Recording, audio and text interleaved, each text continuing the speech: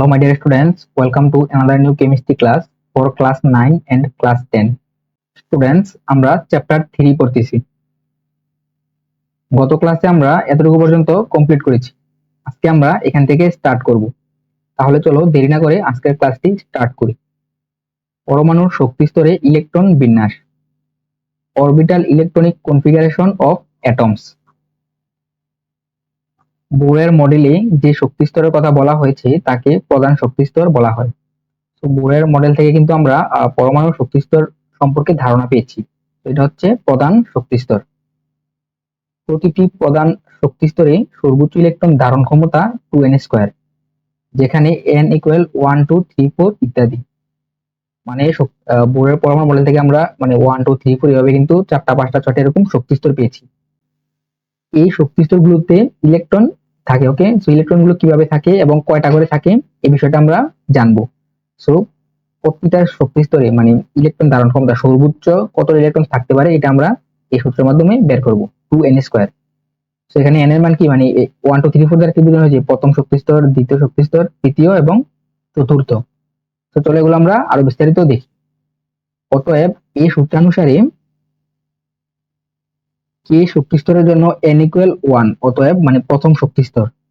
তাহলে কে শক্তি স্তরে সর্বোচ্চ ইলেকট্রন থাকতে পারে, দ্যাট মিন্স প্রথম শক্তি স্তরে সর্বোচ্চ কয়টি ইলেকট্রন থাকতে পারে আমরা সেটা দেখতেছি।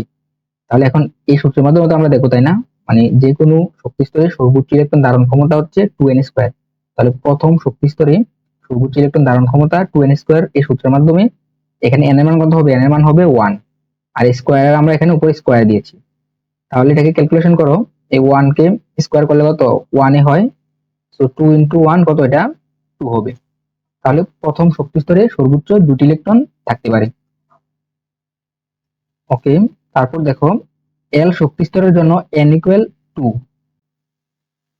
অতএব এল শক্তি স্তরে সর্বোচ্চ ইলেকট্রন থাকতে পারে, দ্বিতীয় শক্তি স্তরে সর্বোচ্চ ইলেকট্রন থাকতে পারে 2n²। তো এখানে n এর মান 2 হবে, যেহেতু এটা দ্বিতীয় শক্তি স্তর, তো এখানে 2 হয়েছে, আর এখানে উপর আমরা স্কয়ার দিয়েছি। তাহলে এটা ক্যালকুলেশন করলে কত হয়? 8 হয়। তাহলে দ্বিতীয় শক্তি স্তর অথবা এল শক্তি স্তরে সর্বোচ্চ ইলেকট্রন থাকতে পারে 8টি। তারপর এম শক্তি স্তরের জন্য n ইকুয়াল 3, অতএব এম শক্তি স্তরে সর্বোচ্চ ইলেকট্রন থাকতে পারে 2n², তৃতীয় শক্তি স্তরে ইলেকট্রন থাকতে পারে কি? তো এখানে আমরা n এর পরিবর্তে 3 বসিয়েছি, আর স্কয়ার আমরা এখানে স্কয়ার দিয়েছি। তাহলে এখানে 3 3 9, আর এখানে 2 × 9 কত হয়? 18। তাহলে তৃতীয় শক্তি স্তরে সর্বোচ্চ 18টি ইলেকট্রন থাকতে পারে। তারপর হচ্ছে n শক্তি স্তরে সর্বোচ্চ ইলেকট্রন থাকতে পারে কত? এখানে যেহেতু চতুর্থ, n যেহেতু চতুর্থ, n এর মান কত? 4। তাহলে এখানে কত হবে? 2 × 16। তো এখানে টোটাল 32টি ইলেকট্রন থাকতে পারে। তাহলে এখন উ, এটার পরে তো উ হবে, তাই না? কে এল এম এন উ, উ শক্তি স্তরে সর্বোচ্চ কয়টি ইলেকট্রন থাকতে পারে? উ এর জন্য n এর মান কত হবে? n এর মান হবে 5। তো দেখো 2n², 2 × 5², তো 2 × 25, 50টি। ওকে, দ্যাট মিন্স উ শক্তি স্তরে পঞ্চম শক্তি স্তরে সর্বোচ্চ 50টি ইলেকট্রন থাকতে পারে। সেভাবে আমরা পুরো শক্তি স্তরে সর্বোচ্চ কতটি ইলেকট্রন থাকতে পারে এটা আমরা বের করতে পারি এই সূত্রের মাধ্যমে। ওকে, তারপর দেখো মৌলের ইলেকট্রন বিন্যাস হাইড্রোজেন থেকে জিঙ্ক পর্যন্ত, এখানে টোটাল 30টা মৌলের ইলেকট্রন বিন্যাস দেওয়া হয়েছে। তাহলে চলো আমরা এগুলা দেখি। ওকে, এখানে দেখো হাইড্রোজেনের পারমাণবিক সংখ্যা 1 হলে এর ইলেকট্রন সংখ্যাও 1, তাই একটি ইলেকট্রন প্রথম শক্তি স্তর কেতে প্রবেশ করেছে। দেখো এটা হচ্ছে হাইড্রোজেনের ইলেকট্রন বিন্যাস, এখানে পারমাণবিক সংখ্যা দেওয়া আছে। ওকে, হাইড্রোজেনের পারমাণবিক সংখ্যা হচ্ছে 1। তো আমরা জানি কি পারমাণবিক সংখ্যা যত তার প্রোটন সংখ্যা তত, তো প্রোটন যতটা প্রোটন আছে পরমাণুতে ততটা ইলেকট্রন থাকে। তো ইলেকট্রন সংখ্যা এখানে 1। তো যেহেতু হাইড্রোজেনের মাত্র একটি ইলেকট্রন রয়েছে, তো এই একটি ইলেকট্রন প্রথম কি একটি শক্তি স্তরে প্রথম শক্তি স্তরে প্রবেশ করবে। তাছাড়া ইলেকট্রন বিন্যাসের নিয়ম কি? এগুলা শুরুতে সর্বনিম্ন যে শক্তি সম্পন্ন শক্তি স্তরগুলো রয়েছে এগুলাতে প্রবেশ করবে, তারপর উচ্চ শক্তি স্তরে প্রবেশ করবে। তো এই জন্য এটা প্রথম শক্তি স্তরে প্রবেশ করেছে। এটা হচ্ছে নিয়ম, প্রথমে ইলেকট্রন নিম্ন শক্তি স্তরগুলো পূর্ণ করে তারপর ধীরে ধীরে উচ্চ শক্তি স্তরে প্রবেশ করে। এই জন্য ফার্স্ট ইলেকট্রন কে তে, তারপর এল এ, তারপর এম, তারপর এন, তারপর উ, তারপর পি, এভাবে প্রবেশ করে। ওকে, তারপর দেখো হিলিয়ামের ক্ষেত্রে দেখো হিলিয়ামের পারমাণবিক সংখ্যা হচ্ছে 2, ইলেকট্রন সংখ্যা 2টি, তাহলে 2টি ইলেকট্রন কি প্রধান শক্তি স্তরে প্রবেশ করেছে, মানে প্রথম শক্তি স্তরে প্রবেশ করেছে। তারপর লিথিয়ামের ক্ষেত্রে দেখো ইলেকট্রন সংখ্যা কত, 3টি। তো প্রথমে প্রথম শক্তি স্তর পূর্ণ করেছে, তারপর দুটি দুটি দিয়ে, তাই না? তারপর ওর যেহেতু 3টি ইলেকট্রন, একটা বাকি থাকে, সেটা কি, সেটা দ্বিতীয় শক্তি স্তরে গিয়েছে। বেরিলিয়ামের ক্ষেত্রে যেহেতু ইলেকট্রন সংখ্যা 4, তো প্রথমে প্রথম শক্তি স্তর পূর্ণ করেছে, তারপর বাকি দুটি ইলেকট্রন এখানে দ্বিতীয় শক্তি স্তরে প্রবেশ করেছে। এখানে দেখো দ্বিতীয় শক্তি স্তরে কিন্তু টোটাল 8টি প্রবেশ করতে পারে, তাই না? মানে সর্বোচ্চ 8টি ইলেকট্রন প্রবেশ করতে পারে, বাট এখানে বেরিলিয়ামের ইলেকট্রন দ্বিতীয় শক্তি স্তরে 8টি নাই, তাই না? জাস্ট দুটি বাকি থাকে, সেই জন্য দুটি এখানে প্রবেশ করবে। তো মূলত এভাবে ইলেকট্রন বিন্যাস গুলো হয়। ওকে, এখন দেখো আমরা নেক্সট পেজ দেখি। নেক্সট পেজ দেখার পর এখানে আমরা আবার ব্যাক আসবো। ওকে, হিলিয়ামের পারমাণবিক সংখ্যা 2, অতএব এর ইলেকট্রন সংখ্যাও 2, মানে 2টি, এবং এই ইলেকট্রন দুটি প্রথম শক্তি স্তর কেতে প্রবেশ করবে।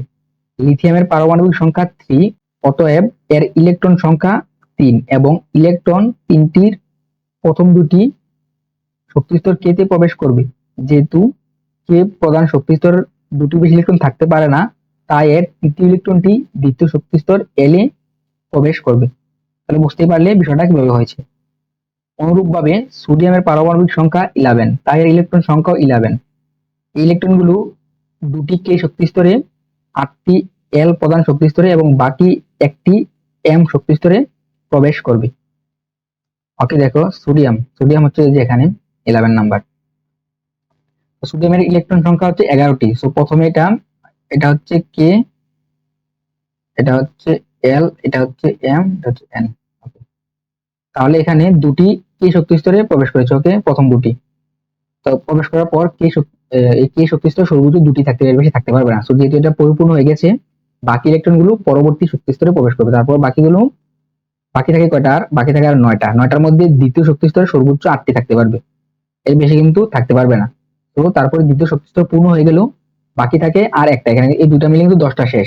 এই একটা তৃতীয় শক্তি স্তরে প্রবেশ করবে। তৃতীয় শক্তি স্তরে কিন্তু 18টা থাকতে পারে ইলেকট্রন। ওকে, তো এখানে একটা খুব সহজেই থাকতে পারবে। ওকে, তারপর দেখো 3.07 নং তালিকায়, মানে মূলত এটাকে বোঝানো হয়েছে। দেখো এই টেবিল গুলাকে বোঝানো হয়েছে।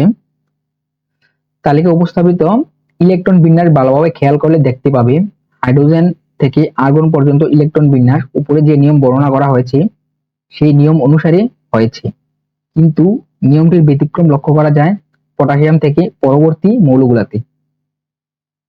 ওকে, দেখো কি পরিবর্তন হয়েছে দেখি। আমরা জানি তৃতীয় শক্তি স্তর এম এর সর্বোচ্চ ইলেকট্রন ধারণ ক্ষমতা 18টি, কিন্তু পটাশিয়ামের 19তম ইলেকট্রন এবং ক্যালসিয়ামের 19তম ও 20তম ইলেকট্রন তৃতীয় শক্তি স্তর এম কে অপূর্ণ রেখেই চতুর্থ এন শক্তি স্তরে প্রবেশ করেছে। ওকে, চলো এটা আমরা দেখি। এখানে পটাশিয়াম আর ক্যালসিয়ামের কথা বলা হয়েছে। ওকে, এই দুটা। তাহলে এখানে প্রথমটাতে আমরা জানি 2টা, তারপরে 8টা, এখানে কিন্তু 18টা হওয়ার কথা, তাই না? কারণ এম শক্তি স্তরে সর্বোচ্চ 18টা থাকতে পারে।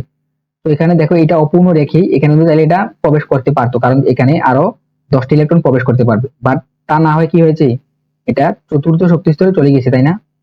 ক্যালসিয়ামের ক্ষেত্রেও সেম, এখানে 2টা, তারপরে 8টা, এই দুটা কিন্তু সম্পূর্ণ পরিপূর্ণ। প্রথম ও দ্বিতীয় শক্তি স্তর সম্পূর্ণভাবে পরিপূর্ণ হয়েছে, বাট তৃতীয় শক্তি স্তর সম্পূর্ণভাবে পরিপূর্ণ কিন্তু নেই, এখানে আরো 10টা থাকতে পারবে। বাট কি হয়েছে, এই দুটো ইলেকট্রন এই তৃতীয় শক্তি স্তরে প্রবেশ না করে চতুর্থ শক্তি স্তরে প্রবেশ করেছে। তো এটা বোঝানো হয়েছে, এখানে আমরা ব্যতিক্রম দেখতে পাই। আর এখানে এই 18 নম্বর পর্যন্ত, মানে আর্গন পর্যন্ত কিন্তু সবগুলো ঠিকঠাক আছে। ওকে, স্ক্যান্ডিয়ামের ক্ষেত্রে 19তম ও 20তম ইলেকট্রন দুটি চতুর্থ শক্তি স্তরে যাওয়ার পর 21তম ইলেকট্রনটি আবার তৃতীয় শক্তি স্তরে প্রবেশ করেছে। পারমাণবিক সংখ্যা 19 থেকে পরবর্তী মৌলগুলোতে আগে চতুর্থ প্রধান শক্তি স্তর এন এ দুটি ইলেকট্রন প্রবেশ করার পর ইলেকট্রন তৃতীয় প্রধান শক্তি স্তরে এম এ প্রবেশ করে।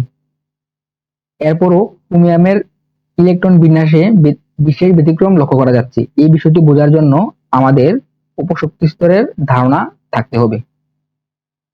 আচ্ছা, ওকে, দেখো এই স্ক্যান্ডিয়ামের বিষয়টা দেখো। ওকে, এখানে দেখো স্ক্যান্ডিয়াম। সো এখানে প্রথমে 2টা, তারপর 8, এখানে দেখো, সো এই উপরে দুটো আমরা কি দেখতে পাচ্ছি, এটা তো 8, এটাতেও 8, সো এটাতে তো 8 হয়ে মানে 8টা ইলেকট্রন প্রবেশ করার পর এখানে 3টা হলে পারতো, তাই না? তেমনটা না হয় কি হয়েছে, এটাতে দুটা প্রবেশ করেছে, দুটা প্রবেশ করার পর এটা কিন্তু শুরুতে 8টাই ছিল, তারপর এখান থেকে একটা আবার এখানে এসেছে, এসে 9টা হয়েছে। ওকে, তো এটা এখানে বোঝানো হয়েছে। তো এখানে একটা ব্যতিক্রম লক্ষ্য করা যায়।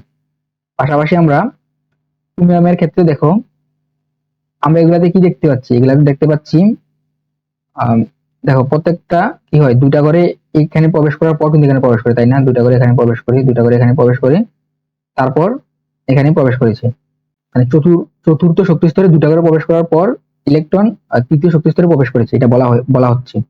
আর ক্রোমিয়ামের ক্ষেত্রে দেখো এখানে দুটা প্রবেশ না করে একটা প্রবেশ করেছে। ওকে, পরে কি বাকি ইলেকট্রন গুলো এখানে এখানে চলে এসেছে। ওকে, 13টা ইলেকট্রন হয়ে গেছে। ওকে, তাহলে এরকম এই ক্রোমিয়ামের যে ইলেকট্রন বিন্যাসে ব্যতিক্রম লক্ষ্য করা যাচ্ছে, তারপর এরকম যে ব্যতিক্রম গুলো আমরা দেখতে পাচ্ছি যে তৃতীয় শক্তি স্তর পূর্ণ না করে চতুর্থ শক্তি স্তরে চলে যাচ্ছে, এই বিষয়গুলো যদি আমরা বুঝতে চাই তাহলে কি করতে হবে, তাহলে আমাদেরকে উপশক্তি স্তরের ধারণা রাখতে হবে। ওকে, সো উপশক্তি স্তর সম্পর্কে আমরা নেক্সট ক্লাসে ধারণা নিব, নেক্সট ক্লাসে আমরা এখান থেকে স্টার্ট করব। তো স্টুডেন্টস, আই হোপ এদিকটা তোমরা মানে ক্লিয়ার ভাবে বুঝতে পারোনি, তোমাদের একটু মানে হিজিবিজি লাগতেছে, একটু কঠিন মনে হচ্ছে, সমস্যা নাই। পরবর্তী 2টা থেকে 3টা ক্লাসের মধ্যে এই বিষয়গুলো তোমাদের কাছে একদম ক্লিয়ার হয়ে যাবে। তোমরা জাস্ট ভিডিওগুলো কন্টিনিউ করতে থাকো, মানে পরবর্তী 3টা ক্লাস করলে এগুলো দেখবে একদম ইজি লাগবে, তোমরা এগুলা সব নিজেরাই করতে পারবে, কোনো প্রবলেম হবে না। তো এত পেনিক হওয়ার কিছু নাই, ক্লাসগুলো তোমরা কন্টিনিউ করতে থাকো। ওকে স্টুডেন্টস, আজকের ক্লাসটি তাহলে এখানেই শেষ। তোমরা যারা এখনো আমার ইউটিউব চ্যানেলটি সাবস্ক্রাইব করোনি, ইউটিউব চ্যানেলটি সাবস্ক্রাইব করে ফেলো। আমার ফেসবুক পেজে যারা এখনো ফলো দাওনি, ফলো দিয়ে ফেলো, এবং তোমরা চাইলে আমার ফেসবুক গ্রুপে জয়েন হতে পারো। এই পাশে আমি পেইড কোর্সের বিস্তারিত ডিটেলস দিয়ে রেখেছি, তোমরা এগুলো দেখে নাও। সম্পূর্ণ ক্লাসটি দেখার জন্য তোমাদের অসংখ্য ধন্যবাদ।